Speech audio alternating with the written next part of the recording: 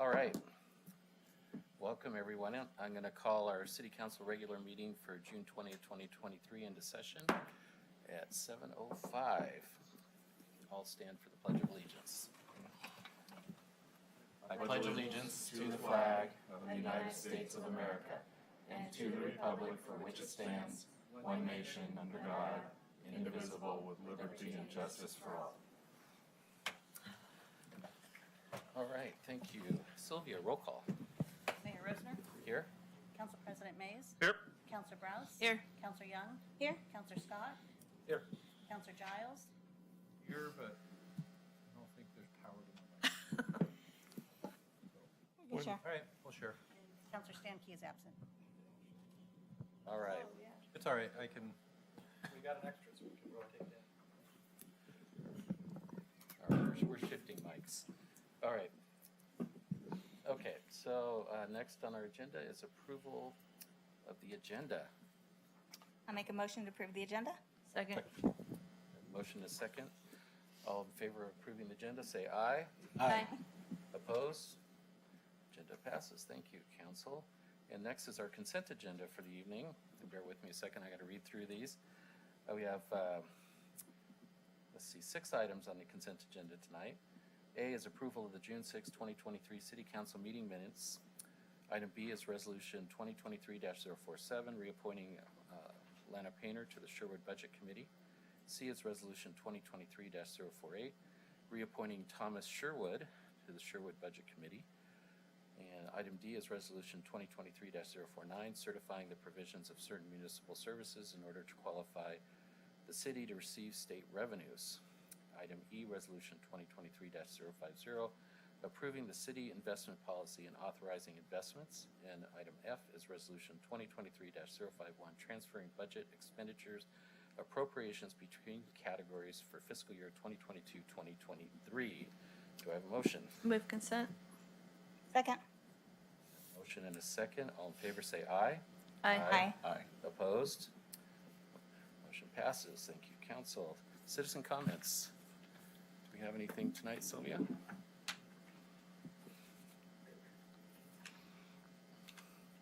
Awesome, thank you. This is time when we normally take citizen comments. If there's anyone here that would like to offer us up any comments, feel free to come forward at this time. Going once, twice? All right, we will move on then. Trying to get a county commissioner to step forward and give a comment, but no.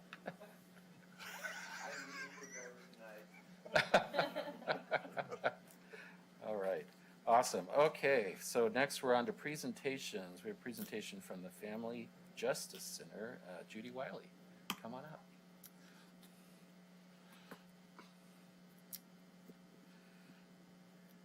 You have a very fine chauffeur. Hi there. Hi there. I want to thank you, Mayor, for allowing us to come, and the city councilors. It's a privilege to be here. We love to present to city councils, and we've been doing that since 2017, traveling around every year, visiting all of the cities in Washington County. And we don't prefer, and usually have never sent you a letter telling you how great we are. We come in front of you to tell you how great we are and the difference we're making in Washington County. We want you all to know as much as possible about the Family Justice Center and why we do what we do and the difference we are making together in the lives of families who suffer from domestic violence, family violence, sexual assault, and child abuse. Now, I skipped one important thing. My name is Judy Wiley, and I am the president of the Family Justice Center Board of Directors. I am fortunate enough to serve alongside of a board of 15 members, professionals who are committed to the ending of violence and abuse in Washington County. We strongly believe in working together. If we work together, this is possible. Our board is made up of representatives from all over the county and professional men and women who play an active role in our decision-making every week. We have the DA, he lives here in Sherwood, Kevin Barton. We have the Washington County Sheriff's Office represented. We have the County Courthouse represented. We have the Washington County Deputy County Administrator from the county itself. We have healthcare representatives as partners and on our board. We have a senator from the state of Oregon on our board. We have Washington County, our CFO is a retired CFO from Washington County, so you know our money's in good hands. And we have board representatives from 9 of the 11 cities in Washington County that we represent. So we've worked really, really hard to have a diverse board, which we have more than ever before, and we work hard to have in that diversity is on staff and on our board are people who have suffered from domestic violence, who have a real understanding of what we do and why we do it. So right now, I'm going to introduce our executive director, who is probably the best one in the whole United States and in the Family Justice Center world, Rachel Schutz, who will share our annual report along with all of the great things we've done since then. Rachel. Thanks, you guys, for having us tonight again. We really appreciate it. And this is actually the first time I've come before the Sherwood City Council, so I'm very honored to be here. I grew up in Sherwood. I went through the Sherwood school system, and my parents still live here. They've been here for about 30 years now. So thank you for everything that you did for us and our family, and the great, just even driving here, it was great to see the memories. I went to Sherwood Middle School when it was Sherwood Middle School. Archer Glen, the first year that it was built, I was the first class that went through there. And Sherwood High School when it was still Sherwood High School. I don't know what it is anymore. Sherwood Middle School, look at that. That's wonderful. Well, it's great to be back and the opportunity to speak in front of you. I told my parents on Friday, no, on Father's Day that I was speaking. They were like, oh my gosh, I can't believe it. So they're very proud that I'm coming to speak to you guys today. I am here to share about the Family Justice Center. I am the executive director of the Family Justice Center. And you have in your council packets the annual report for 2022 for the Family Justice Center. We like to send that out to all of our cities in order to share with them what the impact of the work has been, what our numbers have looked like, and what their investment has supported, as well as share with the cities the individual statistics for their city and their individuals that live in the city. So we'll go over a little bit of that. The biggest thing that you'll see is there has been a dramatic increase in the number of individuals that have come to the Family Justice Center and the services that have been provided. In our world, seeing massive growth is not a great thing. It's a hard thing to want to talk about, but the solace that I take, and when I speak with my staff and speak with individuals in the community, is that at least people know we're here. Unfortunately, Oregon has higher than the national average rates of domestic and sexual violence. And so if I am seeing higher numbers of individuals coming through our doors, that doesn't necessarily mean the rates are going up, but it does mean the silence is going down. And that is what we like to see. Unfortunately, the pandemic drove those numbers up.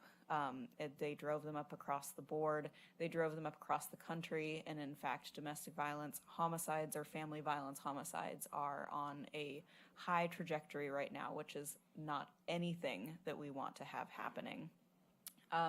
Additionally, because of that increase that we knew was going on during the pandemic, we increased our outreach. So we specifically targeted our rural communities. We targeted our communities that had difficult transportation options, and we also targeted our Hispanic and Latino communities who needed additional outreach to ensure that they knew where they could get support.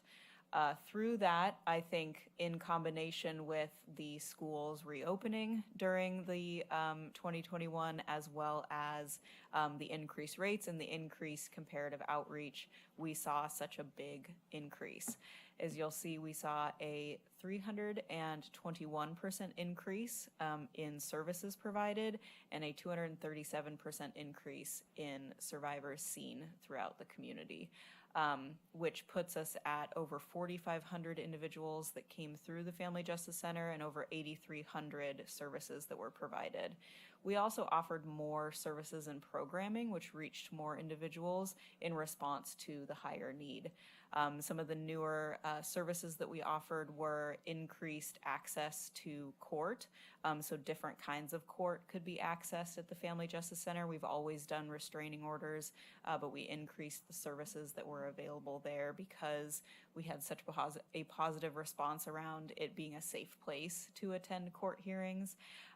We created a fast track for individuals that were on the high risk or high lethality side to ensure that we could get them targeted and quicker moving services. We also did outreach into the community, so Thanksgiving boxes, giving away huge amounts of diapers. We did our annual holiday shop where families get to come and go shopping for their kids, and lots more community outreach and education. And so part of that is why the numbers have gone up. But I also wanted to share with you what Sherwood's numbers were looking like. So in 2022, we saw 17 people that lived in Sherwood come to the Family Justice Center, and we provided them with 27 services. That's a 238% increase over last year. We did not see very many individuals come from Sherwood during the pandemic, but that's pretty consistent with the numbers that we're seeing coming out of Sherwood in reference to the DA's office. For cases that were charged coming out of Sherwood or that had reached the DA's office, there was 49 that were family violence, so either domestic violence or child abuse. And so that's about one a week that was coming out of Sherwood.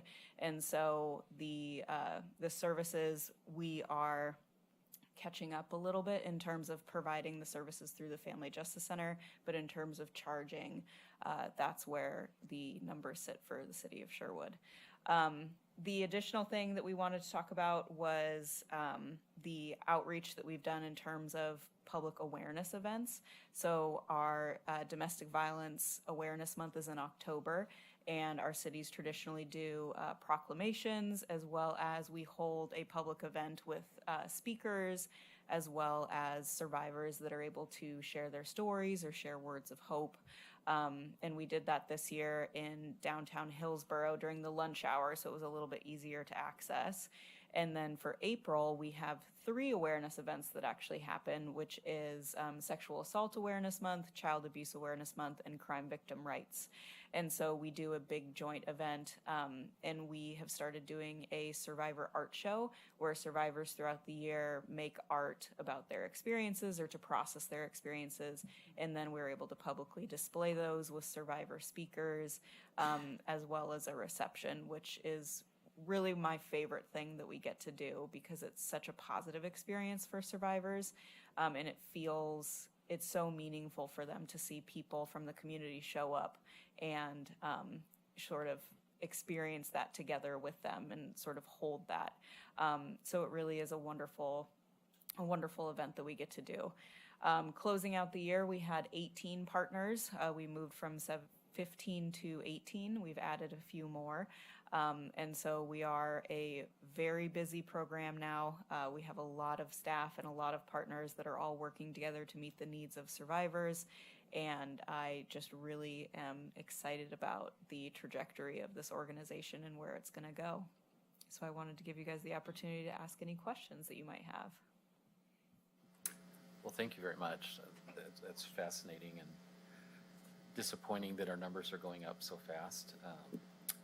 But appreciate your organization's work in this area and helping our community out. But questions? Does anyone have any questions?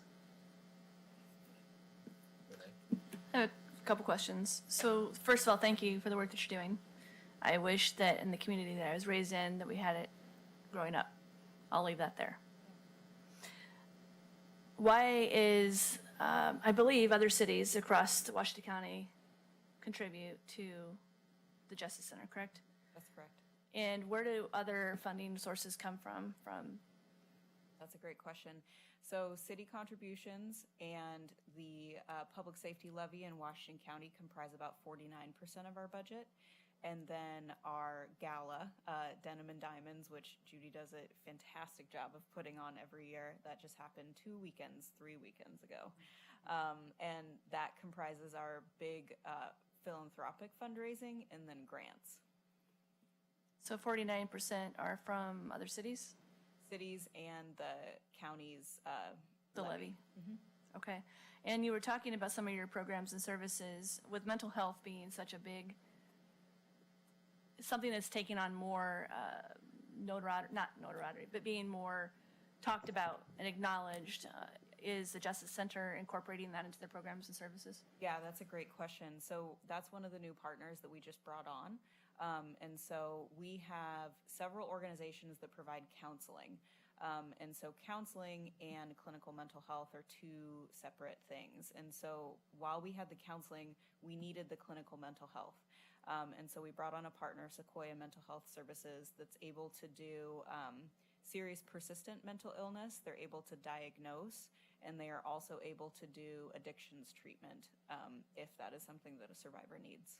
Okay. And besides funding or helping to fund, what are other ways cities can be involved with the Justice Center? That's a great question. Our cities are involved in lots of different ways. So one of the most important things I think that cities can do is be part of the awareness activities or be part of speaking about the domestic violence, sexual assault, or child abuse in their city. What that does is it ensures that people that live in the city know that there's a place that they can go, and they know that they would be supported by their city. It signals to everybody in the city that this is something that we're aware of and something that we are taking a stand against in our city and something that you can find resources and support for. In cities that have made proclamations, or we've had cities that have distributed information about Family Justice Center, whether it's by mailing out brochures or, and one of the more creative ways that I love is putting information about just a small blip of information in utility bills. That ensures that information that can give survivors that safety that they need is in the background of the fabric of the home and the city. It can be very challenging for survivors to seek out information about getting safe or resources and services because that can signal to somebody that's not safe with them that they're trying to leave or that there's something that's going to happen which can cause the situation to get worse, much faster. And so if it's in the background of the city, if it just exists, then survivors can seek out that without signaling that they're looking for it. In cities that have done that, we've seen a big increase in the number of individuals coming from that city to seek services. A lot of our police departments, actually all of our police departments, Chief's Department included, hand out information about the Family Justice Center on scene. If there is a domestic violence or sexual assault, there is information about the Family Justice Center or other victim service resources. And that's an excellent way. We have police departments that drive individuals if transportation is a challenge. But just the underlying support and conversation and visual elements can help individuals in the city know that they're supported and that they aren't alone, because violence is always worse when there's silence. Thank you. Go ahead. I have a question for our city manager. I know when you guys were first opening, we pledged a certain amount. Keith, and I don't remember specifically talking about it last budget seasons. Is that not in our budget anymore? There's nothing in the budget for funding of Family Justice Center at this time. Okay. I think the first amount was $10,000, was Yeah. it not? First contribution. Yeah. Of the 49% that comes from cities and the levy, how much of that is cities? Do you know off the top of your head? Many of our cities, several of our cities do 10. That's the highest amount. And like, I'm sorry, can't you hear me? I can yell. Several of our cities do 10,000. And then it kind of depends on the size of the city. And our least city would be Durham, which is, a block. And we love. But they give. 1.5 employees. Yeah. He's a great guy, and they're very supportive. But so it's a pricing based on size of your city, and it ranges from $10 to $500. That's the big gap. But I would say most of our cities are 25, at the 3,000, 35. It goes up scale. I think it's about 25%. I'm not sure when we quit giving or why, but it's something I would like to bring back as a discussion item. We hadn't discussed it in our last couple years of budget, so. Well, and 10,000 below is in the noise of our budget, as far Yeah. as I'm Yeah. concerned, so. Hey. See us look at that. I'd be for it too. Thank you. I think the interesting part for us is when we started this in 2016, actually 15, and I came on in 16, in 17, the chief of police from Hillsborough, Lee Dabrowski at that time, he brought the idea from Salt Lake City, where he was chief there. And he came to Hillsborough and said, or to Washington County, and said, why don't we have a family justice center? And so he started that ball, and I joined, I don't know, it was probably 6 months later, and I rode with him to every city. And Keith probably can remember, we came to every city and talked to everyone. I never have been in a police car so much, and I'm thankful I was in the front seat. But it was an eye-opening experience, and we had all 11 cities locked in, and for several years. And so it's hard on us when we put out, for the gala, and we can't put your logo out there. I mean, that's valuable to us to say we have every city supporting what we do. And every city has domestic violence. I mean, we might not know about it, but it's there. So any consideration would be greatly appreciated on our part. And it's not just about the money. Statement. I was going to add, I would definitely be interested to hear what, in addition to the funding, which I also support, some of the other outreach ideas that they talked about, what would be feasible for us to do. And we can talk about that in the next work session or maybe something like that, or you guys can just do it. But I'd be interested in knowing what we can do there. Yeah, to go along with Counselor Scott, having ready-made assets that are shareable on Instagram and have them, oftentimes I know we have spaces in Sherwood Gazette and in Archer newsletter and stuff like that. So some ready-made assets that we can just, give our city manager, hey, fill in the blanks with this. If you need help, call or come. You know what I mean? So if we could have some of those, I think we'd have broad support. And frankly, our social media skills are not great at the city right now. But I think, that's why one of those, if it's the right dimensions and the right messaging, would make it a lot easier for us to just share. And especially as, the counselors could forward on and magnify that. Well, I would disagree with one thing. I think we have, especially in our PD, we have some amazing social media. The PD, I was saying the city. We've talked about that a few times, though. But I think in general, yeah. it's something we want to up our game on across Yeah. the board. But I would also, I think this would be, if we could get some of those assets, having like our SRO and our PR person over at PD post some stuff, because that's, I don't know if you follow our PD, they do an amazing job, and a lot of people pay attention to that, so that would be a great place. And I'm also, Rachel's really good. I mean, she's got that down. So we have everything set. Right? Yeah. let me know She's when really you good get at this. yeah, and inserts on utility bills, that's easy.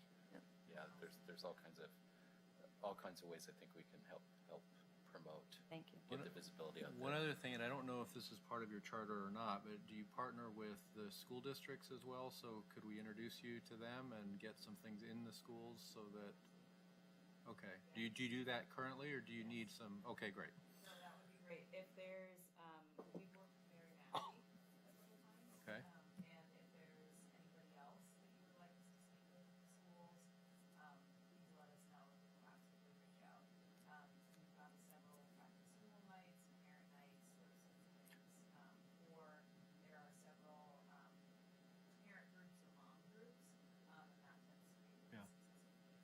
just, my wife works in the high school counseling office, and I know that they have, brochures and flyers about certain things. I just was wondering, I don't remember off the top of my head if yours are there. But again, that's something where if the information is at the fingertips when it's needed, I think it's probably much more likely to be taken advantage of, so, yeah.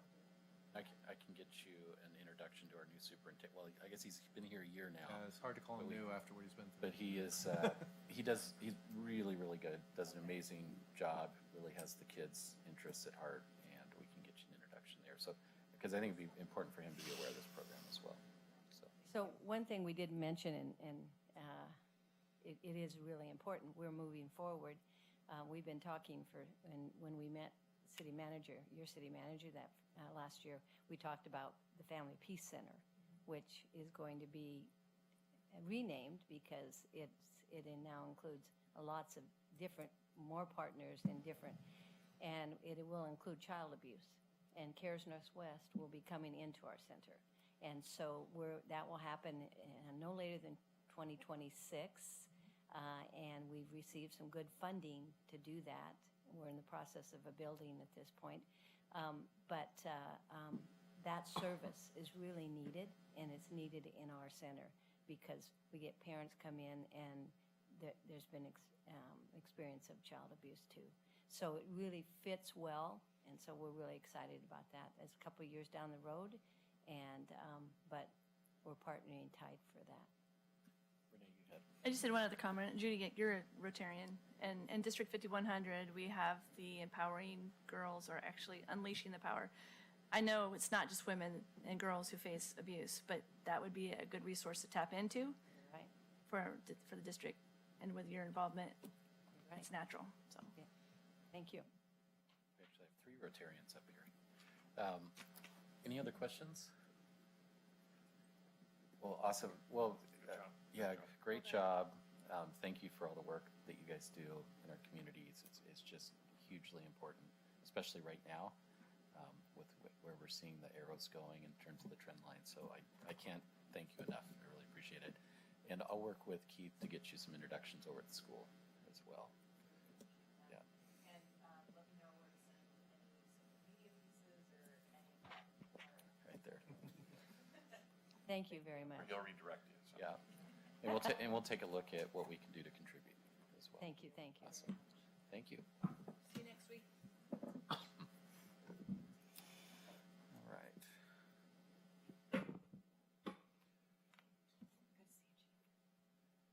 All right. Thank you again. See you, sir. You're not going to stick around for the whole meeting?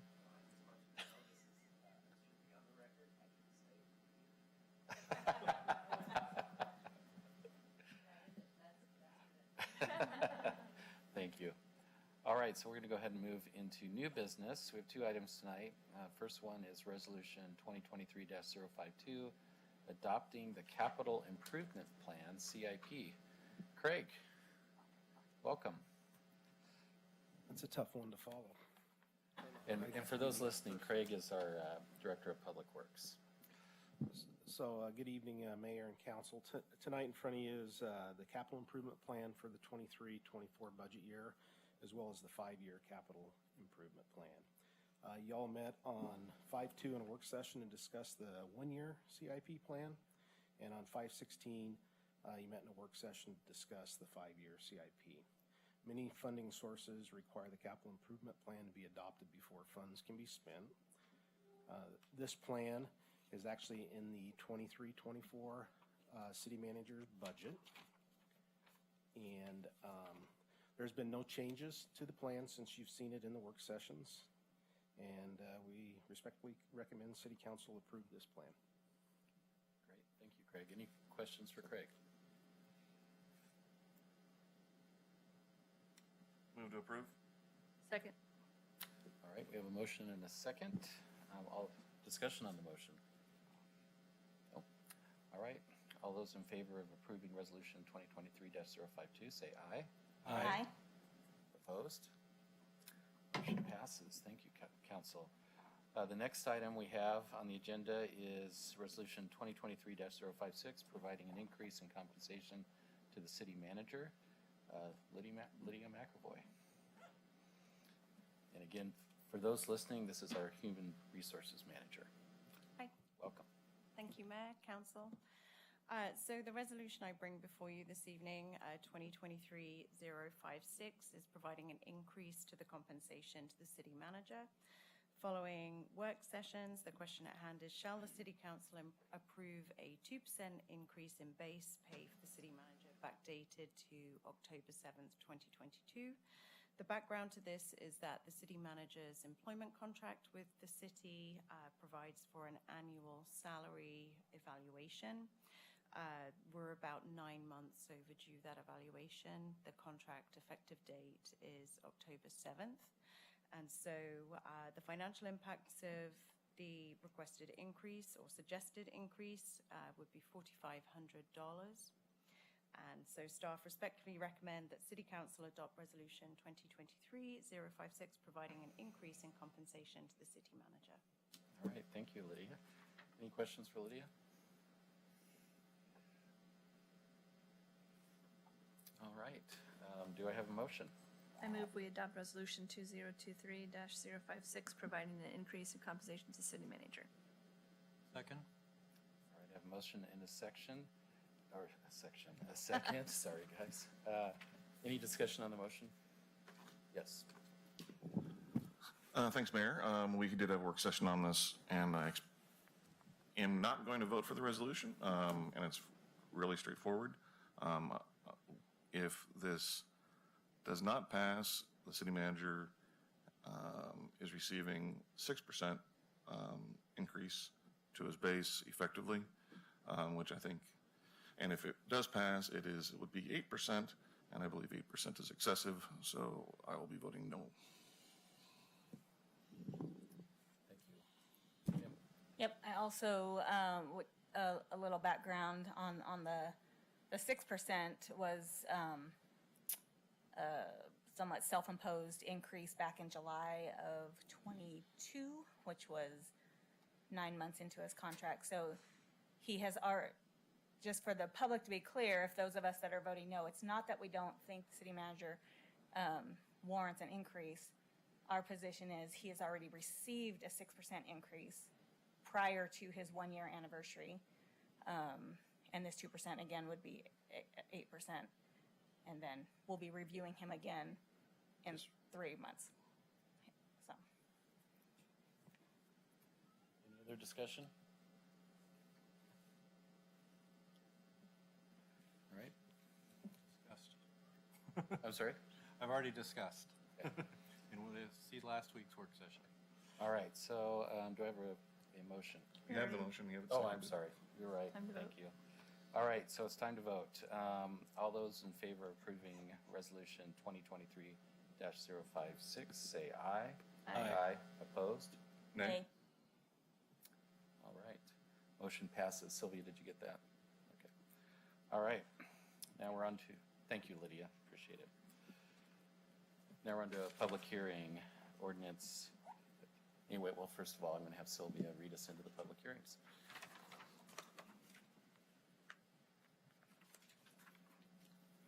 Sherwood City Council will hold public hearings this evening on 5 items on the agenda. Item A, Ordinance 2023-006, adopting the Sherwood 2023 Economic Opportunity Analysis Update as a sub-element of the comprehensive plan. Ordinance 2023-007, adopting the Sherwood Camping Code, Chapter 9.54. Resolution 2023-053, declaring the city's election to receive state shared revenues. Resolution 2023-054, adopting a schedule of fees as authorized by the city's zoning and community development code, establishing fees for miscellaneous city services and establishing an effective date. And Resolution 2023-055, adopting the fiscal year 2023-24 budget of the city of Sherwood, making appropriations, imposing and categorizing taxes, and authorizing the city manager to take such action necessary to carry out the adopted budget. Mayor and Council, for Ordinance 006 and 007, this is the second hearing for those 2 items. The public hearing this evening will be conducted as follows. Staff will present the staff reports, questions, if any, by the City Council for staff. We will then receive any written testimony. We will then open the public hearing for testimony, and the time will be limited to 4 minutes per person. Any interested person may present testimony. We will then close the public hearing, and no other comments will be heard from the public. Final comments by staff, questions of staff, if any, by the council, followed by council discussion. For the ordinance 006N007, this is the second hearing before the City Council on these items. A decision may be made by the council at the close of this hearing, or the matter may be continued to a time and date certain. If the matter is continued to a date certain, this is the only notice of that date you will receive. For all other items under listed under public hearings, this is the first hearing before the City Council on these items. Generally, the council will hold 2 hearings prior to making a decision.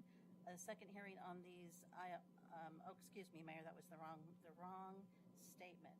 The wrong statement for those other resolutions. For the remaining 3 resolutions, if you wish to speak, please fill out a request to speak form and submit it to the city recorder prior to the time the public hearing is open for testimony. The mayor will recognize people who wish to speak, and any comments must be addressed through the mayor.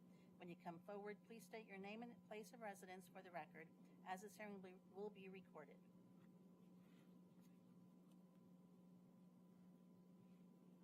Thank you, Sylvia. All right, so our first ordinance is the 2023-006, adopting the Sherwood 2023 Economic Opportunities Analysis Update as a sub-element of the comprehensive plan.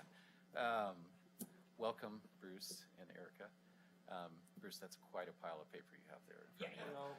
This is only one of the folders. We're hoping you don't read that whole thing. No, I'm just teasing. Anyways, so we're going to start off with staff presentation, so go ahead. Thank you. Good evening, Mayor, Council. I'm Erica Palmer, Planning Manager, and my co-pilot this evening is Bruce Coleman, Economic Development Manager. Before you tonight is an ordinance to adopt an update to the city's economic opportunities analysis, and I gave a pretty in-depth presentation at the first reading on this ordinance on June 6th, but tonight I just wanted to follow up with some major highlights of the update. And with that, any questions that you may have as well. So in 2021, the average annual growth rate projected for the city's employment was actually 1.42%. In this update, it's been adjusted to 3.2% over the 20-year planning period, and the forecast is projected a little over 8,000 jobs for Sherwood. So when you take that employment forecast and you break it down by net acres required for certain building types in our employment zones, the net acres required for our land supply, for our employment needs land supply forecast comes out to for a little bit over like 485 acres. I can't see there. I need some progressive lenses. And so our next step in this process, we updated our buildable lands inventory and we refined the BLI, and we took out an additional 41 acres of buildable employment acreage. And there was a total of 208 buildable acres for employment uses in Sherwood, and those are unconstrained acres over our total plan designations. The BLI also told us there are no tax lots between 10 and 50 acres to serve larger industrial needs, and there are about 16 tax lots between 5 and 10 acres in size. So with that information, we reconciled the forecasted need with the capacity, and we really learned that Sherwood has a limited inventory of available sites to accommodate employment uses. The available sites are generally quite small, as shown in that last slide, and there are no developable tax lots greater than 10 acres in size. There's an estimated inventory we have about 208 net acres that are buildable, and 13% of that land is within the commercial zones, while the rest is in the remainder of our employment or industrial zoning. So when we reconcile the forecasted need with capacity, and we look at the 20-year forecast of employment land demand versus capacity here, this is probably most important slide here. We have a deficit in commercial and industrial employment land. We have a deficit of 36 acres in our commercial, and we have a deficit of 238 acres in our industrial office type zoning categories. And our total deficit for employment land needs in Sherwood with this update comes to about 277 acres. So conclusions, over the 20-year planning period, Sherwood has a deficit of 277 acres of employment land needs. And in the short term, which is our 5-year look, we have a deficit of nearly 24 acres. Sherwood, as we continue to grow, we really need to monitor our sites for employment uses to ensure that we have sufficient sites that are large enough to accommodate for mid-size and large-size industries. And we sent out the EOA to our respected agencies for comments. We didn't receive any testimony from any of our agencies or departments. We haven't received any public comments to date, and we didn't receive any public comments at our first reading of this ordinance on June 6th. There may be some folks this evening in the audience who might want to testify. But with that, we have 3 council alternatives for you. But our staff's recommendation is to respectfully adopt the ordinance for the EOA refinement.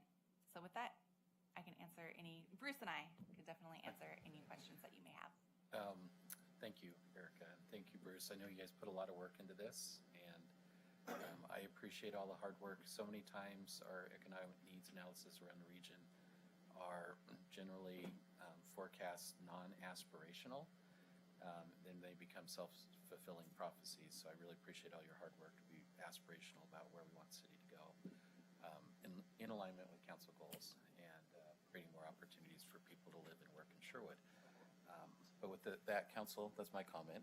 Do you have questions? Go ahead. I don't think anything about it's aspirational. I think it's all factual.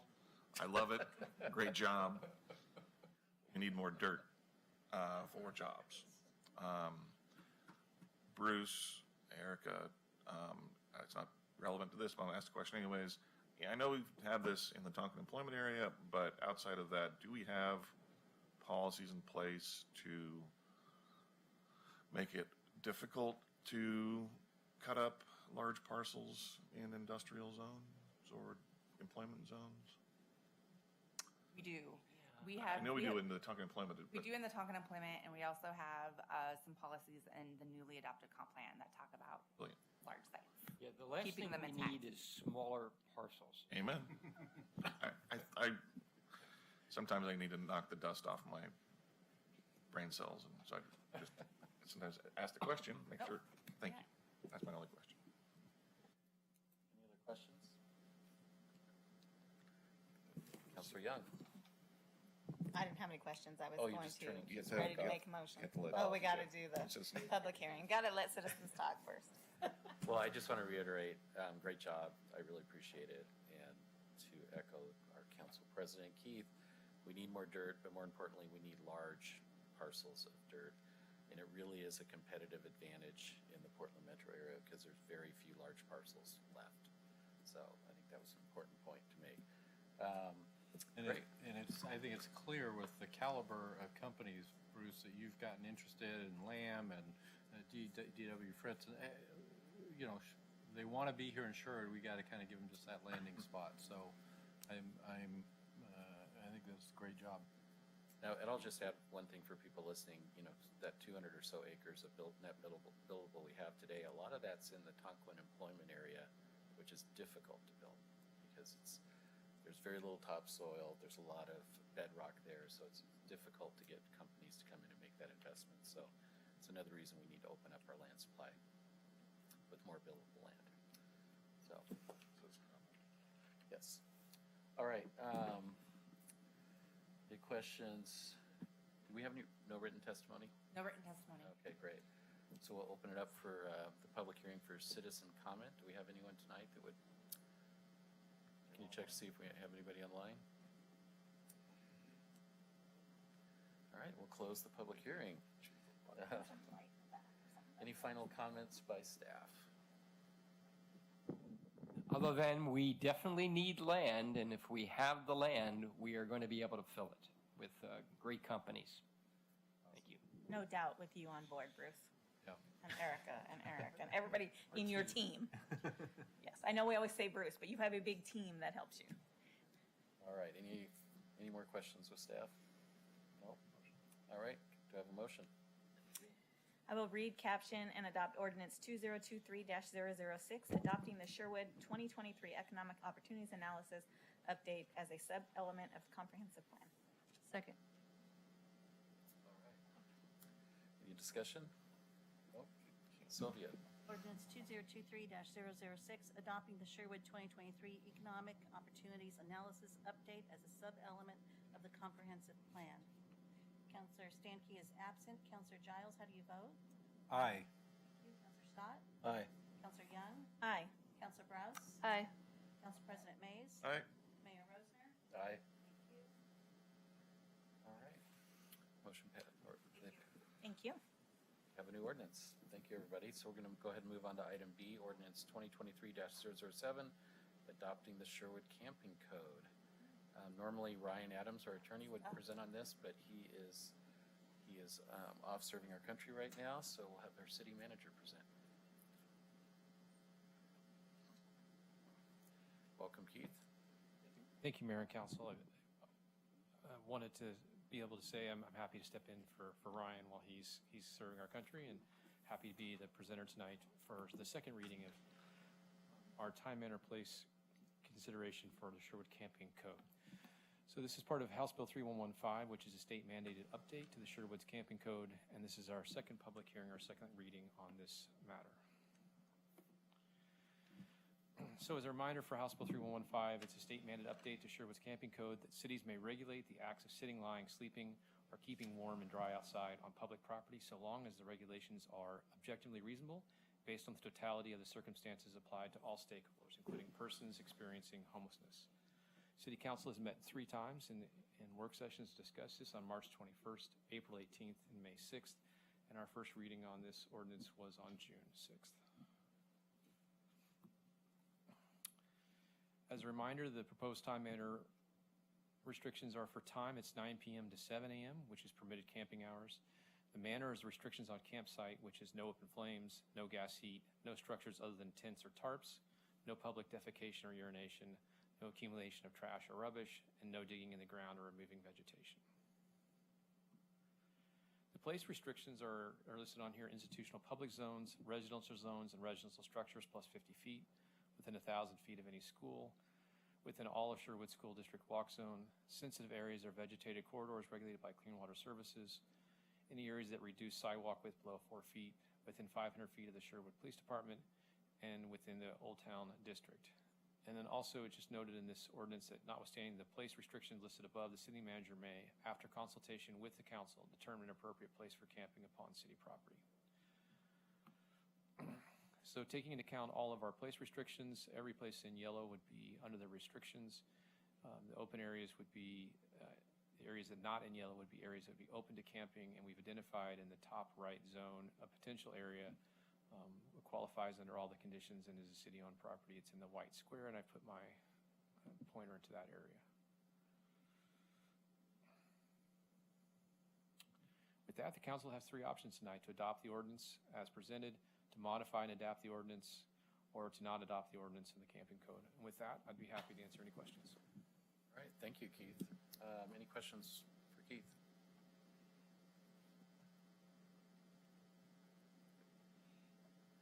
All right. Did we get More of a statement than a question, I suppose, but not adopting the ordinance is really only a delay. I mean, we're going to get something forced upon us by the state regardless. So I just want, there's been people in the public who said, well, we shouldn't do anything. That's not really an option. And we can decide not to adopt this ordinance, but we have to do something. Correct. You would be absolutely correct. And since our current ordinance is a ban on camping, we would open ourselves up to lawsuits and all kinds of activity if we don't adopt something. All right. Any other questions? receive any written testimony? Mayor, we did receive one, and it was emailed to the council. That was Okay, the only, great. and it'll be included in the record. Awesome, thank you, Sylvia. So at this point, I'm going to open up the public hearing. Do we have anybody online? No. Anyone in the audience today want to give public comment on this resolution? I'm sorry, this ordinance? Nothing? All right, I will close the public hearing at this point. And any final comments by staff or questions by council? No? I'm just going to move, we read, caption, adopt ordinance 2023-007, adopting the Sherwood Camping Code, Chapter 9.54. Thank you, Keith. Sylvia? Second. Oh, second. Do I have a second? Second. You have a second. A few. Yeah, sorry. Thank you, guys. Discussion? You don't do discussion after on an ordinance, can You know? We already had discussion. Ordinance 2023-007, adopting the Sherwood Camping Code, Chapter 9.54. Counselor Stankey is absent. Counselor Giles, how do you vote? Aye. Counselor Scott? Aye. Counselor Young? Aye. Counselor Browse? Nay. Council President Mays? Aye. Mayor Resner? Aye. Thank you. All right. Thank you, council. We have new ordinance. Move on to item C under public hearings tonight. Resolution 2023-053, declaring the city's election to receive state shared revenue. David? Good evening, council, mayor. Thank you for having me. Just give me 1 second to pull this up here. You've all seen this presentation. It was presented at the budget committee meetings.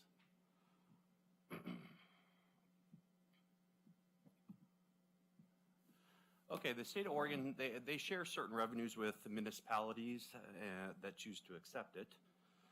The only qualifications to receive these funds are to hold 2 public hearings, one at the budget committee meetings and the one we're currently holding right now, and also have levied a property tax in the preceding year, which we have levied property taxes for this current fiscal year.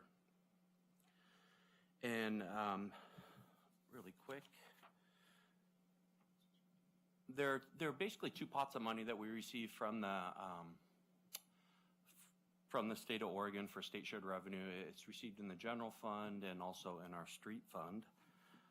We expect to receive about $830,000 in the general fund and about $1.7 million in the street fund. Now, the money that goes in the general fund, that's really unrestricted except for that local tax that we have the state of Oregon collect for the marijuana tax. That's specific and is used to help support the police department. And with the street operations fund, that money is actually restricted for street use, whether it's, paving projects or recoding the streets. So with that, I don't want to go into great detail, give you folks the opportunity to ask questions, but I do respectfully recommend the city council adopt this resolution. And I'll open up to any questions you have of me. Great. Thank you, David. Any questions for David?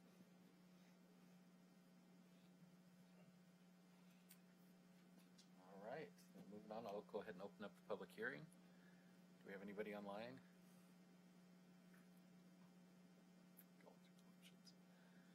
Thank you. Anybody in the audience tonight would like to give public testimony on this ordinance? Nope. All right, we'll close the public hearing.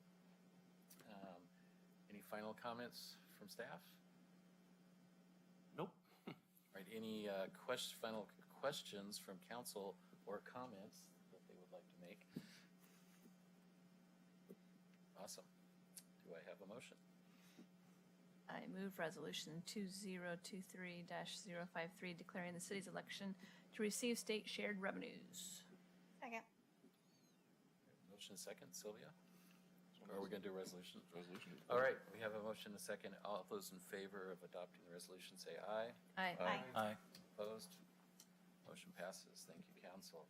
Our next item on the agenda is item D, resolution 2023-054, adopting a schedule of fees as authorized by the city zoning and community development code, establishing fees for miscellaneous city services and establishing an effective date. David, you're up again. That's a tongue twister, isn't it? So when departments develop their budgets, the city of Sherwood has annually reviewed all their fees and updated if necessary. Now, these fees, they fall into three categories. The 2% increase as approved in Resolution 2017-008, but I'd like to let council know and the public to know the CPI index was at 8.4% for this past fiscal year. The second category is 4.49% as approved in Resolution 2018-049 for SDC and TDT fees, and then there's other miscellaneous fees and minor changes. Now, I'm not going to go through every single change, but just kind of highlight a few. In Section 4, the courts, we kind of, the court supervisor and the judge, they looked at the court fees, and they made it more consistent with how other jurisdictions are doing that. There was one fee that was removed, and that was for the fireworks diversion program. That's really a program that's not really being utilized anymore. Section 5, Parks and Recreation, they removed the Robin Hood Theater sign fee since that now is down and we have that beautiful plaza out there. And then there was an addition for special events when police services are requested. Under utility, you'll now see broadband is listed underneath there for residential and commercial services. And under planning, there's an addition of an outdoor seating permit. And with that, I respectfully recommend City Council adopt this resolution, and I'll open it up to any questions you have of me. All right, thank you, David. Any questions for David? I do have questions. So on the 2% increase, and when you say the CPI was 8.4%, the fees that we are allowed to only increase 2%, we're not able to increase to keep up with our costs. No, we're not. Sorry. Oh, sorry. And what funds or what fees are we risking getting behind on? For example, the water fund is one of the biggest ones. They're capped out that 2% increase for residential. And I don't know if you folks recall, last year, there was analysis done, kind of a 10-year forecast of the water fund where there could be some interesting conversations. So that cap on, for example, just the water fund itself is hurting basically the water fund, all the water projects, the planned projects over the next 2 years, or next 10 years.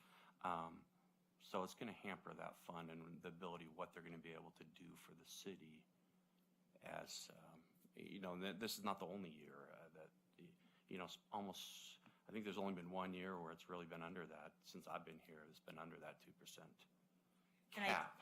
When the prior year was 5.1%. Right. So.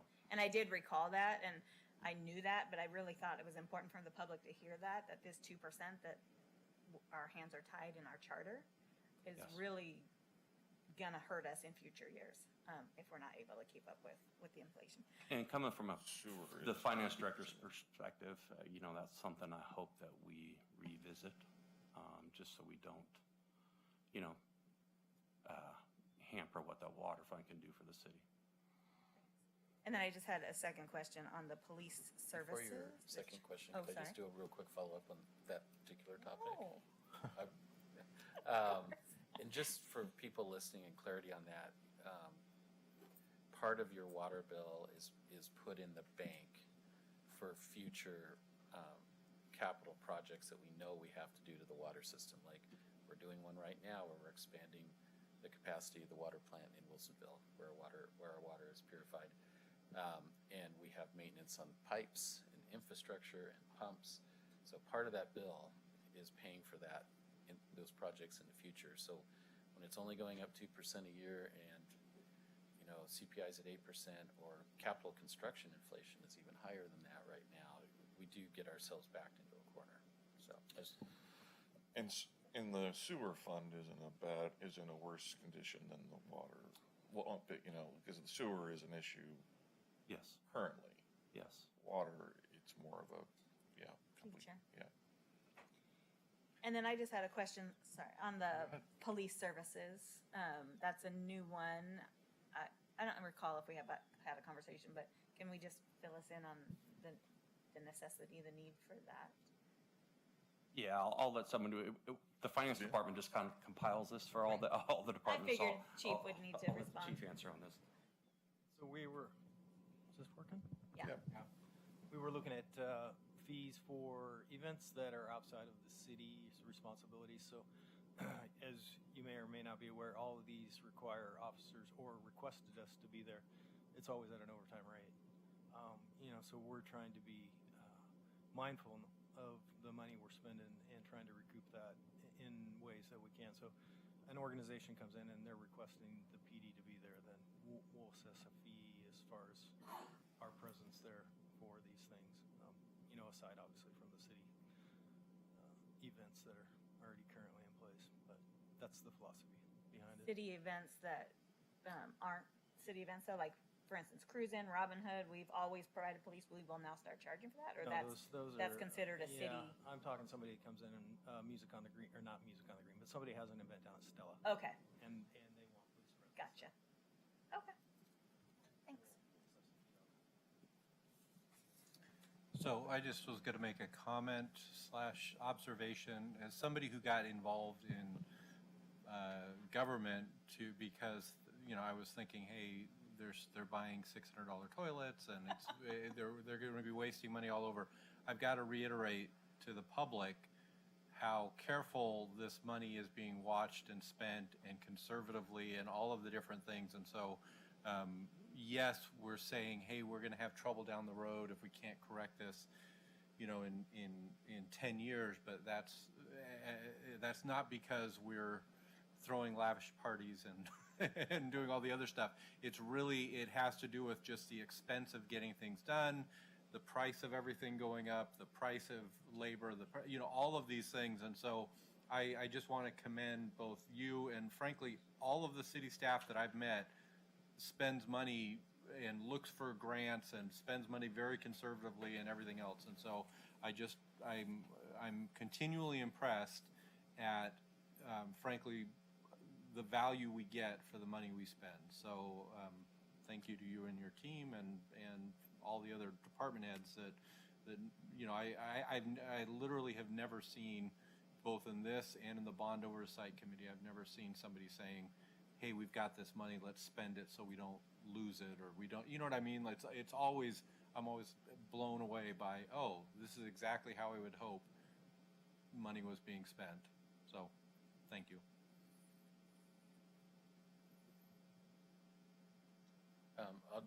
I just want to, I have a quick question on the,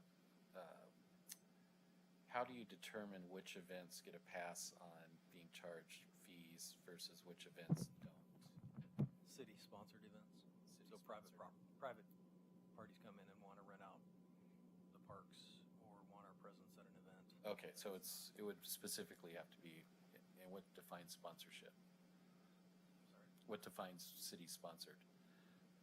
Something that we put on, like music on the greens, we show up, cruising, Robin Hood are kind of grandfathered in my opinion. I just asked- And the Winter Festival. Oh, yes.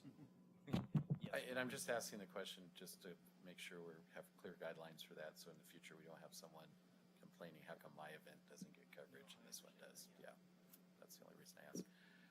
And then just to amplify what Taylor just said, the city, this council does an amazing job of being fiscally prudent with their funds, looking at every penny. Even though they have a budget, they still look at the money, and it's okay in the city to come in under budget, which is great. And I really appreciate it. And a lot of cities around us are not in this situation. A lot of cities around us have big budget holes they're trying to fill right now. And the reason we don't is because we have that. We take this very seriously. So thank you, David. Thank you to your staff and all the department heads and staff that make that happen for us. Appreciate it. All right. Any other questions? All right. Public hearing time again. Can you see if we have anybody online? I'm going to open up the public hearing. And do we have anyone in the audience who would like to give public testimony? And the answer being no, I will close the public hearing. And any final comments by staff or questions from council? No? Make a motion to approve Resolution 2023-054, adopting a schedule of fees as authorized by the city's zoning and community development code, establishing fees for miscellaneous city services, and establishing an effective date. Second. Motion and a second. It's a resolution. Any discussion? No? All right, all in favor of approving Resolution 2023-054, say aye. Aye. Opposed? Motion passes. Thank you, council. Last public hearing, Resolution 2023-055, adopting the fiscal year 2023-24 budget of the city of Sherwood, making appropriations, imposing and categorizing taxes, and authorizing the city manager to take such action necessary to carry out the adopted budget. Mayor, if I can, just for the record, there was one written comment received from a Neil Shannon that you received via email that will be included. Okay, great, thank you. All right, David, you're All right. up again. Okay, so on May 25th and June 1st, the Sherwood Budget Committee received the budget message, reviewed the proposed budget, heard public comment, and on June 1st, the Budget Committee approved the proposed budget with one change, and that was just the naming convention of that investment fund to the Community Investment Fund, and that change was made in the budget that's in front of you tonight. Notice of the approved budget has been published in accordance with Oregon local budget law. And the final step of this process is for City Council to hold this public hearing per ORS 294.453 and then adopt the 23-24 budget. Staff respectfully recommends City Council adopt this resolution. And with that, I will open up to any questions you have. All right, thank you, David. Any questions for David?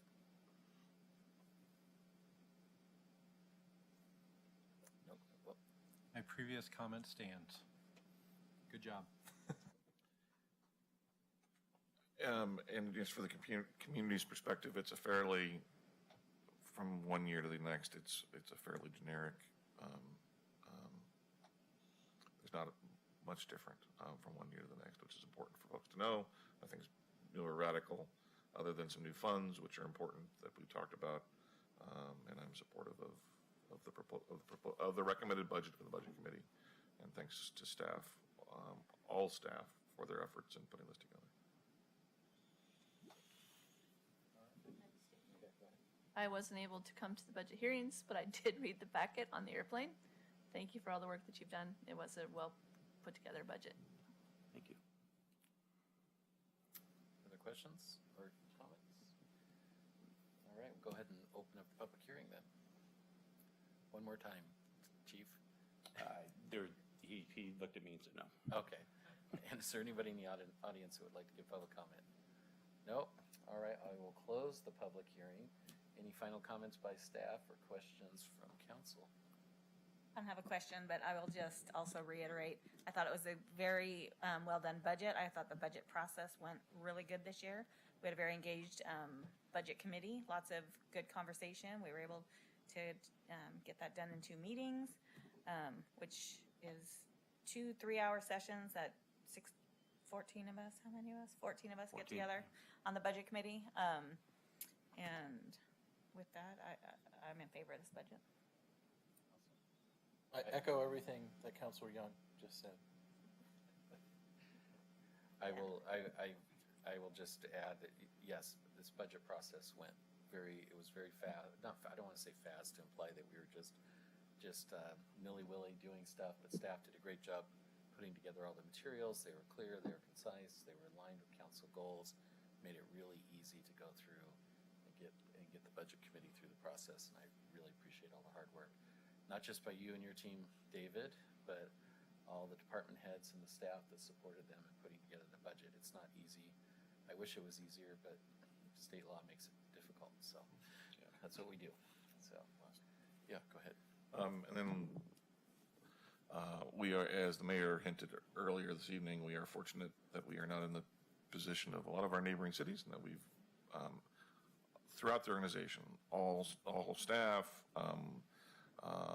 electeds and volunteers have been good stewards of the community dollars, so we have good resources, good reserve levels. Everybody should be appreciative and proud of that. The only, the unknown, the concern is just, what is the actual growth fact that we will experience this year, and we hope we hit the target. Yeah, but there's things that are out of our control, and we just will see what happens. So, I will know that in October, and I'll let the city council know. yeah, awesome. All right, any other questions? Comments?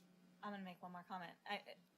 And the public may already know this because we talked about it a couple meetings ago, but as a city, we have updated our financial policy to not just strive to reach 20% reserves, but that we will keep 20% reserves, which, That's correct. like Keith was saying, a lot of cities don't have that requirement, and so that is very good for us to have healthy reserves. And right now, our reserves actually hit more than that 20%, but we will have it on a rainy day if needed.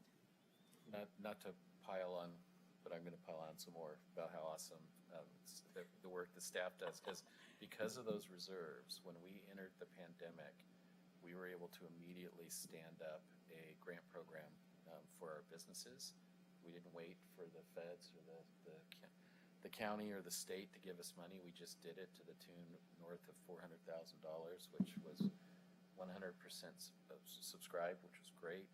And we were, as well as utility support. And then on top of that, and I'm going to call out the senior center here, we figured out ways to enhance the services we were giving our seniors. We were the only organization like that in the county that still delivered hot meals to our seniors. And we didn't just continuing to deliver hot meals, we delivered more, and we continue to grow that program. So we couldn't have done that without those reserves and our culture of fiscal responsibility. So thank you. Yeah. One more? Just a motion, just Okay. to move things along. I move we adopt resolution 2023-055. Second. A motion, a second. Discussion on the motion? All right, all those in favor of adopting the resolution, say aye. Aye. Aye. Opposed? Resolution passes. Thank you, Thank David. I think you're done now.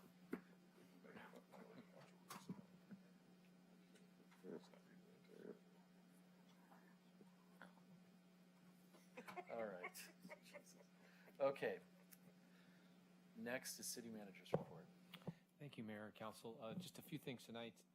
July 14th and 15th is the 70th year of the Robin Hood Festival, so just wanted to announce that. The annual summer festival enjoyed live entertainment on 2 stages, medieval night enactments, Maid Marian's Court, Robin Hood and His Merry Men, community parade, a knighting ceremony, a castle building contest, a teen dance, a kids area, crafts, lots of music, food, wine, beer, and a variety of activities with over 100 vendors, so excited about that coming up. Street of Dreams is also coming to Sherwood. That is coming to the Denali Summit July 29th through August 20th, so we will have more information on our website promoting that. July 4th is our next scheduled council meeting, so we are planning on canceling that and wish everyone a very happy 4th of July early.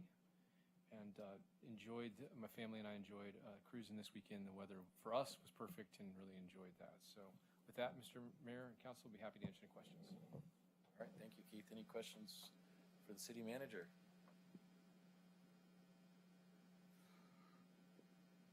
Lively group tonight.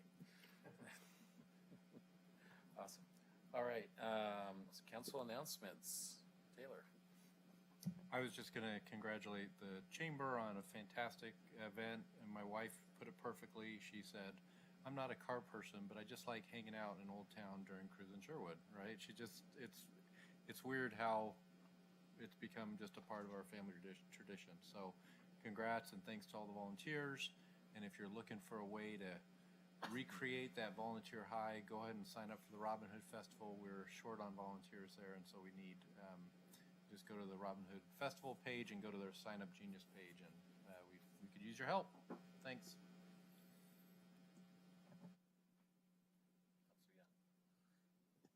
I don't have too much. I'll just reiterate what Taylor was saying. It takes a lot of volunteers to put on these big city events, and I saw something the Robin Hood Festival put it out saying they still need like 300 volunteers. So it's just a lot.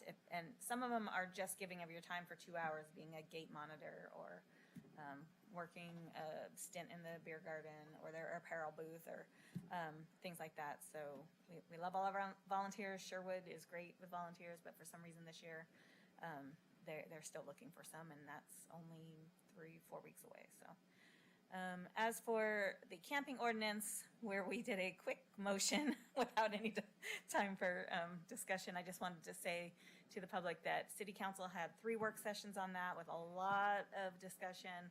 I heard from a lot of people in the community via phone calls, via emails, via private messages. I monitored and took part in conversations on multiple social media pages. So I just really appreciate all the input, all the feedback, all the suggestions that were given to us. And I think we've come up with a plan that's,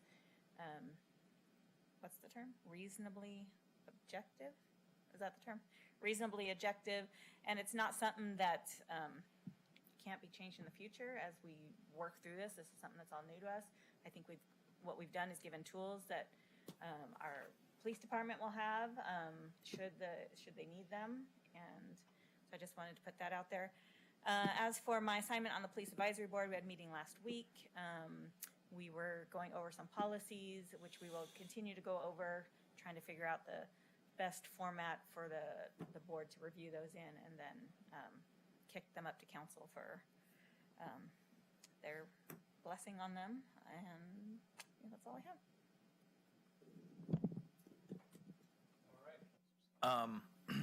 Well, first I will also follow up on the camping ordinance. I didn't get a chance to say this. I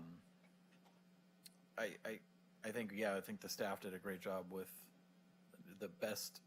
I think we got the best result we can get for now, but it doesn't mean it can't continue to evolve as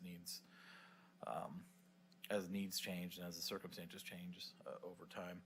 I think one thing that I've heard said out in the public on social media that I wanted to clarify is concerns among some people about the establishment of a camp or a campground, and this ordinance does not allow a campground or a camp or any kind of permanent or semi-permanent camp to be formed. It's strictly between 9 p.m. and 7 a.m. Anything people put down has to be picked up at 7 a.m. and removed. It's not a permanent camp. It's a place to sleep, or one of several places to sleep that's allowed in public property in town. So it's not this establishment of this permanent campground thing that I think some people are worried about. So we want to continue to support homeless people in the ways that we can, and so I know the chief and his staff do a great job of getting them information and other help where it's needed. So that's what I have to say about that. I think the staff did a great job there. And Parks Board, we met week before last, or beginning of the month, and we didn't get a chance to talk about this at the last meeting because we were running so late. First of all, obviously they've opened not the Parks Board, but the city has opened Robin Hood Plaza, which I think went really well. And if you haven't looked at that yet, it's just beautiful. I think the historical marker turned out really, really nice. It's cool to see the pictures and the history of that site over time. I love that kind of stuff. So I think that's neat to see, and I think that it's just a beautiful space. So I'm looking forward to enjoying it for decades to come. And then, of course, Veterans Park also opened, which I think we talked about at the last city council meeting. But they, again, just did a tremendous job on the upgrades over there, and it just looks beautiful. We had a great amount of citizen involvement at our last Parks Board meeting, which we don't get a lot of there. And it was funny because this room was closed that night, and we were all in the back meeting room, and we had like 35 people that showed up. So they were standing in the kitchen and in the hallway and in the server room and down the hallway, and we had a lot of everyone was there to talk about pickleball. So the city does not have dedicated pickleball courts. We use the tennis courts up at Snyder Park in kind of a shared fashion certain hours of the day, and there's a lot of people that want to play pickleball, and that's great. So there's a lot of passionate people that love playing pickleball, and I think the staff has come up. Because of that, there's been some conflict, I guess you would say, in the community on just there's not enough space, and there's a lot of people that want to play. So I think the staff has come up with some really great short-term solutions that should calm some of the noise, and I think they're working on some medium to longer term solutions that should help make pickleball more available to more people going forward. So I just want to commend Kristen and her team there on how they've handled that, and the Parks Board was great in the way they ran that meeting and that public comment really, really professionally. Then shout out to the chair there. So that's all I got. Thank you. I'll reiterate a thank you to those of you who participated or went to or volunteered for Cruise in Sherwood. Thank you very much for that, because yes, volunteers are very well needed. I participated in the Water Consortium meeting last week or the week before. They're doing an update on the strategic plan. I am so happy that it's on Zoom, but I guess we're going back live in October. I have a HAC meeting, Housing Advisory Committee meeting on Thursday. We'll get an update on some of the plans that are going on there. I did miss the Senior Advisory Committee meeting, but they did participate in Cruise in Sherwood. And from what I heard from Maya, there was some great feedback on the survey, and more surveys were held or passed out. And there's still people in this community that don't know that the senior center exists. So I thought that was pretty interesting. A couple of other updates. National Night Out is coming up October 1st. No, I'm sorry. What did I say? October. I meant August. August 1st. It's August 1st. First Tuesday of August. Thank you for that. And then the Sherwood Rotary Wine Festival is August 11th and 12th. And then there's a Main Street gathering on July 8th at the new Robin Hood Plaza. And I think that's it. Thank you. Council President Mays. Thank you, Mayor. First, down with pickleball. Let me repeat, down with pickleball. This is a little bit of pushback. You just made Carol upset. We have some pickleballers. We want them to have fun. We have some people that come into town and want to play pickleball. Go home. After you eat at one of our many restaurants. You got to have a balance in the public discussion. I'm just saying. How do you really feel? I don't care one way or the other for the most part, but just, when we build the next pickleball court, it's going to be in the mayor's backyard. Not So, big enough, but there's a green space behind the mayor's house. Just saying. Anyways,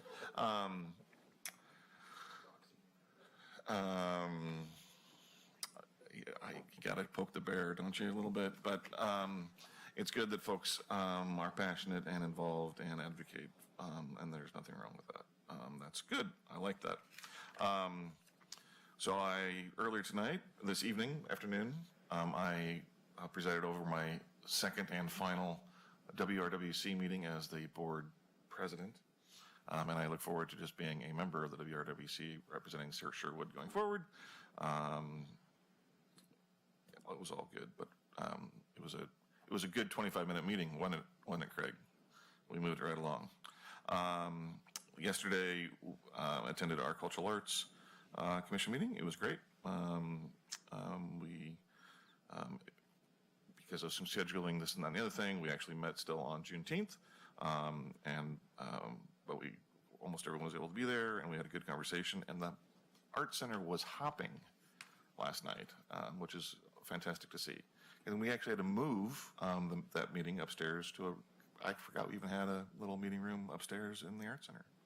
It had been so long since I've been up there. So that's great. The Robin Hood Plaza grand opening was awesome. Great job. Everyone involved, all the community members that helped design it, and staff's involvement was in their role. It's going to be a great asset for our community for a long, long, long time. Glad we got it there. Robin Hood Festival days is coming along before we know it, in 3 weeks. 3 weeks. Be sure and show up, enjoy, attend, volunteer if you can. It's going to be a great deal. Unfortunately, the mayor is going to be out of town, as I will sub for him at the knighting ceremony Friday night. If you want to hear about some great community members who are being recognized every year by one of our nonprofits, go to the knighting ceremony on a Friday at Robin Hood, and it's pretty cool. Folks that might be familiar, folks that might not be familiar, we hear about all what they do to help keep Sherwood a great place to live, work, and raise a family. Have a wonderful 4th of July, everyone. Stay safe. Thank you, Keith. Just a couple things. The Cruise and Festival was wonderful. I get to celebrate my anniversary on the same day. I got to spend some time at the festival in the morning. Got to have the ceremonial first beer at 10 a.m. in the morning, which was fun. I'm going to try these jokes again, so we'll see how this goes. But the festival went off great. I didn't see a single gremlin in the festival. No? No? Yeah, and there was... Bad dad jokes. Okay, we're going to try one more. And it was rain. It started spritzing rain a little bit in the morning, but it cleared right up, and we really dodged a dart on that one. Okay, a little better on that one. You really did. Yeah, we really did. Anyways. It went over better than it did in the Rotary meeting, didn't it? Yes. So, anyways, but no, it was a great festival. Loved it. I am bummed I'm going to miss the knighting ceremony for the Robin Hood Festival. I'm going to be in Huntsville, Alabama with 40 kids at Space Camp, which is a trip I do every year with a bunch of kids, which is an amazing program. So won't be there for that. In terms of some of the assignments I have, we had a Washington County, we call it the Mayors and Chair meeting, where the mayors meet with the chair of the Washington County Commissioners. Not a lot to report from that meeting. We mainly talked about time, place, and manner, what other cities are doing.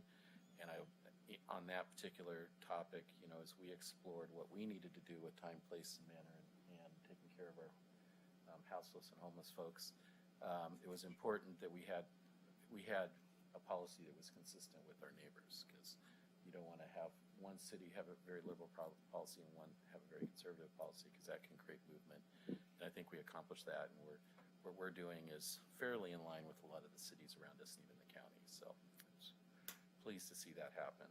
And I think that is all I have. I have a bunch of meetings this week, and I'll have a lot more to report in July. Any final comments for the good of the order? No?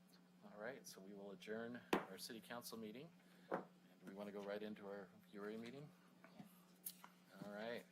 So we have a very brief URA meeting for those that are curious. Yep. If you want to stay. So I'm going to go ahead and gavel our Urban Renewal Agency meeting into session Tuesday, June 20th, 2023 at 8:30 approximately. Roll call. Sylvia. Chair Rosner? Here. Vice Chair Mays? Here. Board Member Browse? Here. Board Member Young? Here. Board Member Stott? Here. Board Member Giles? Here. And Board Member Stankey is absent. All right, thank you, Sylvia. 3 items on the consent agenda tonight. Item A, approval of the May 16th, 2023 URA board meeting minutes. Item B, URA Resolution 2023, get rid of that. Original URA transferring budget expenditures appropriations between categories for fiscal year 2022-23. And URA Resolution 2023-007, the 2021 URA transferring budget expenditures appropriations between categories for fiscal year 2022-23. I move consent. Second. All right, we have a motion and a second. Discussion on the motion. All in favor, say aye. Aye. All opposed? Motion passes. Thank you, council. Public hearings. We have one public hearing tonight. Sylvia. The Sherwood Urban Renewal Board Directors will hold a public hearing to receive testimony on URA Resolution 2023-008, adopting the fiscal year 2023-24 budget for the City of Sherwood 2021 Urban Renewal Agency, making appropriations, imposing and categorizing taxes, and authorizing the agency manager to take such action necessary to carry out the adopted budget. The public hearing this evening will be conducted as follows. Staff will present a staff report. Questions, if any, by the board for staff. We will then consider written testimony. We will then open the public hearing for testimony, and the time will be limited to 4 minutes per person. Any interested person may present testimony. We will then close the public hearing, and other comments will be heard from the public. Final comments by staff. questions of staff, if any, by the board, followed by board discussion. If you wish to speak, please fill out a request to speak form and submit it to the city recorder prior to the time the public hearing is open for testimony. The board chair will recognize people who wish to speak, and any comments must be addressed through the chair. When you come forward, please state your name and place of residence for the record, as this hearing will be recorded. Thank you, Sylvia. So, staff presentation. David, you're up again. Thank you. On June 1st, the Sherwood URA Budget Committee received the budget message, and they reviewed the proposed budget. We did hold a public hearing, but there's no public comment. And really, this is just the last step. We published everything in accordance with local budget law, and we're holding the final public hearing here per ORS 294.453 to adopt the fiscal year 23-24 budget for the 2021 URA. And with that, staff respectfully recommends the agency board adopt this resolution. And with that, I'll open up to any questions you may have. Thank you, David. Any questions for David? Council President Mays. I'm vice chair of the committee. Thank you, sir. But I'm just going to give you crap. I'm just excited that this is, yes, we are just talking about the 2021 URA, and we no longer talk about the original. Correct. So it demonstrates for Sherwood how we utilized the urban renewal authority that we've been given by the state very successfully with our first URA, and it's been opened and closed, and now we're on a new one. Thank you. Any other questions? No? All right, we'll go ahead and open up the public hearing.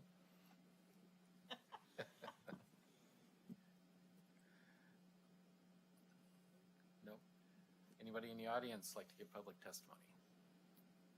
No? And did we have any written testimony? I didn't ask that question. Okay, great. Thank you. We'll go ahead and close the public hearing. Final comments by staff, questions from council. I'll make a motion to approve URA Resolution 2023-008, adopting the fiscal year 2023-24 budget of the City of Sherwood 2021 Urban Renewal Agency, making appropriations, imposing and categorizing taxes, and authorizing the agency manager to take such action necessary to carry out the adopted budget. Second. A motion and a second. All those in favor, say aye. Aye. Opposed? Motion passes. Thank you, council. And that is all we have on our agenda for tonight, so I will adjourn our meeting.